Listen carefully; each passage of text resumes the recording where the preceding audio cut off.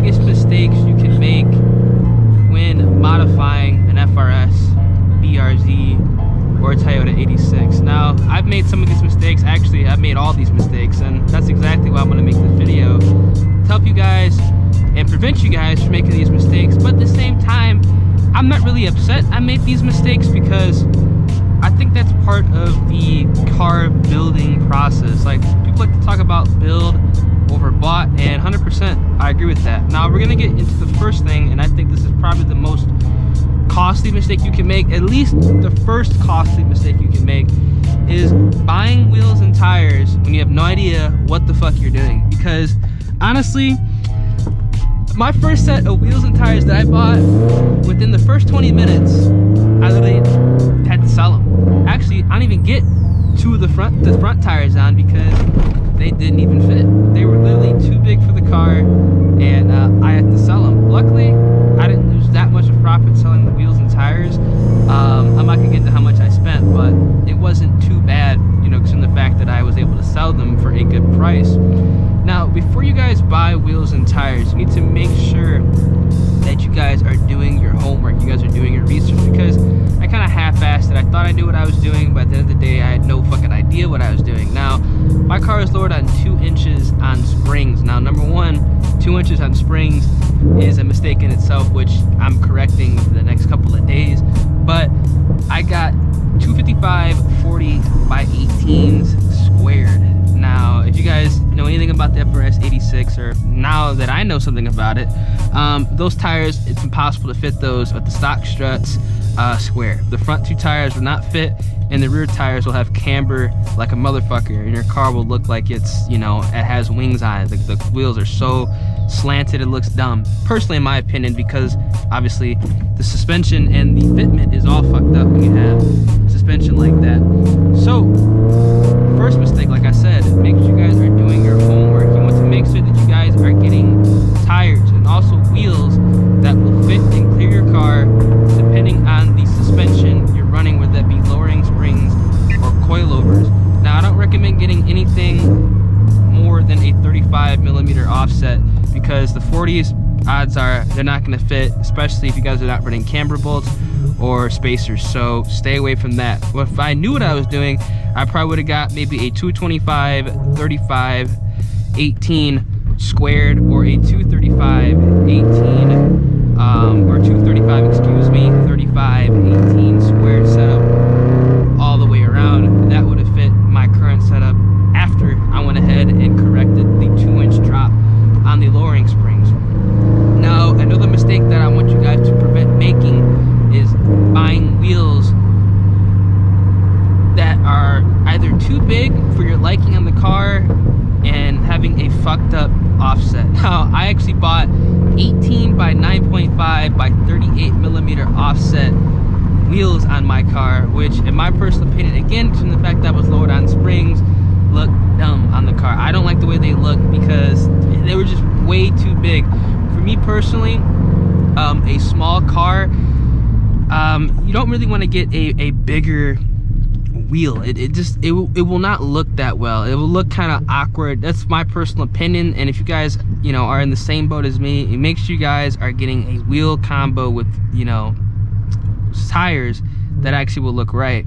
Number two, this is going to be the exhaust mistake. Now, I'm not saying I hate my exhaust. I like my exhaust, but I think it might be a little bit too loud. Now, I kind of had karma because I said, anybody who buys an exhaust that, you know, complains about it loud are just weird. Now, at the same time, like, me having kind of a louder exhaust, I think that it's, in a way, drawing unnecessary attention, and it not necessarily gets annoying when you're going like on longer cruises, but at the same time, I think I kind of want to quiet up the car a little bit. Now, whenever you guys are getting exhaust, do your homework, but I always thought that there was never such a thing of a too loud of an exhaust. Now, on camera, this is not going to be doing its justice. My exhaust is incredibly loud. This is probably one of the loudest setups you could ever run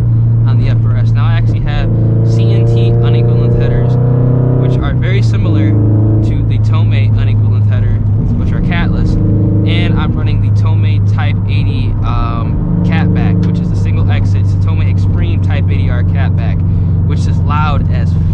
honestly, it's a little bit too loud for my liking, and I'm most likely going to be taking it off my car, selling it, and putting on a little bit of a quieter exhaust, but it's going to bring out the rumble of the unequivalent header a little bit more, which realistically, that's what I like the most about this car, getting that boxer rumble from that unequivalent header. So what you can learn from this mistake is, honestly, this is a mistake that I think a lot of us make.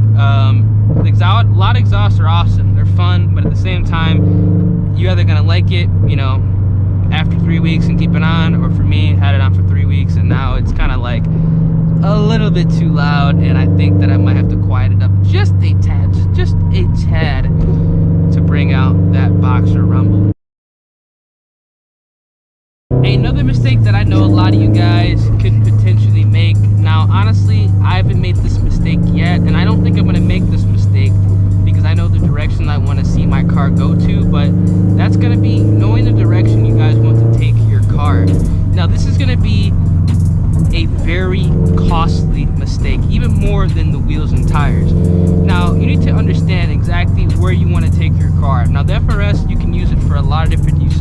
Daily driving, autocross, tracking, you know, just pretty much making it a powerhouse, or just making it for show, or you can guys just keep it stock and I don't know why I have my turn signal on. You can keep it stock and do absolutely nothing to it. Now, you need to understand exactly what you want to do with your car. Now, if you guys want to go with the show route, obviously you're going to make sure you guys are buying, you know, high quality parts that aren't reps, that are going to last, and that, you know, look good on the car for your taste.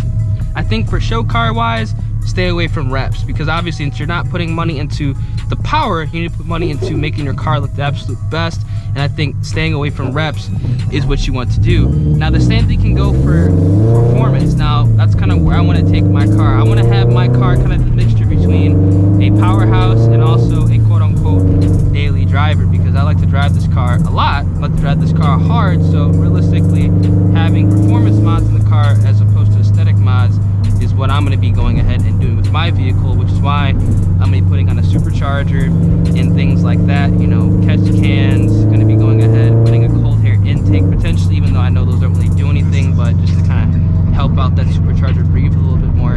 I'm going to be doing that with the car, pretty much everything to make this car as fast as possible, but still somewhat of a daily driver, kind of like a notch below track, but still, you know, good for daily driving, because I don't really care about, you know, the bumpy ride. I don't really care about, you know, the car being too loud. Obviously, you know, my exhaust right now, I think it's a little bit too loud, but things of that nature, that's the direction I want to take my car. So when you guys go ahead and begin first modding your FRSs, first going ahead and buying, you know, aftermarket parts, make sure you guys know exactly the direction you want to take your vehicle, because that will be the most costly mistake, and it will be the most annoying mistake, because the last thing you want to do is, you know, build an FRS for show and then realize, damn, I want to go fast in this car, or, you know, vice versa, which honestly I don't really think happens too much. So I want to make this video, let you guys know exactly some of the mistakes you guys can make when going ahead and modding your car.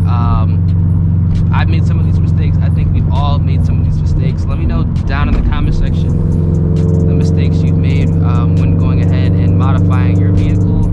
I definitely want to hear about that. And also, for those of you who have gone down the forced induction route, what superchargers do you guys recommend? I like the Sprintex 210. I think that's like pretty much what I'm gonna be putting on my car within the next couple of months. Or for those of you who have, you know, turbo kits, what turbo kit are you guys running? Because I definitely want to, you know, find out exactly what you guys are rolling with, and you know, compare, and maybe we can go ahead and meet up sometime and, you know, just cruise, because, you know, I'm always down to do that. So yeah, hope you guys did enjoy the video. Like I said, we're kind of doing the real talk, live comm in the car. Still trying to get used to this type of content. Damn, I'm so used to doing this shit like in front of a monitor on a game, but man, doing it in a car, man, honestly, it's fun. It's really relaxing.